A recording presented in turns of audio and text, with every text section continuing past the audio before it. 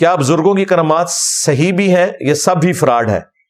نہیں، صحیح بھی ہیں. مطلب اس دور میں دیکھیں کتنی بڑی کرامت ہے کہ ایک بندہ وہ جیل میں بیٹھا ہوا ہے، سارے بابے انہیں پوڑ کے رکھتے تھے، میں نبی سا ہے ہی کوئی نہیں، تیرے بابے تھے شاہی کوئی نہیں. کرامت کو کیسے نہ مانے؟ ہم نے تو ہوتی بھی دیکھی ہیں. اب یہ باتیں کریں تو کہیں گے نہیں نہیں پھر تو کرامت برحق ہے. میں نے تو کئی کرامتیں صحابہ کرام کی بتائی ہیں، لیکن کرامت کا مطلب ہے اللہ کا کسی پہ کرم ہو، اللہ تعالیٰ کسی کی عزت افزائی فرمائے. قرآن میں کرامت ذکر نہیں ہوئی. حضرت اصحاب الکاف علیہم السلام اجمعین کی جو 7 لوگ تھے، اللہ تعالیٰ نے 300 سال تک انہیں سلا دیا، وہ نبی تو نہیں تھے، ان پہ کرامت ہوئی ہے اللہ کی. تخت بلقیس والا واقعہ ہے، چلیں اس میں تو اختلاف ہو سکتا ہے وہ کرامت ہے یا معجزہ ہے، بہرحال ایک ایکسٹراڈنری واقعہ ہے.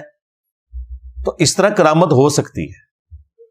غیر انبیاء کے ساتھ ہوگی تو ہم اسے کرامت کہتے ہیں، انبیاء کے ساتھ ہو معجزہ کہتے ہیں. یہ علم الکلام کی ٹرمز ہے. ویسے عربی میں تو آیتن کا لفظ ہے، معجزہ تو ہم علم الکلام کی ٹرم کے طور پر استعمال کرتے ہیں.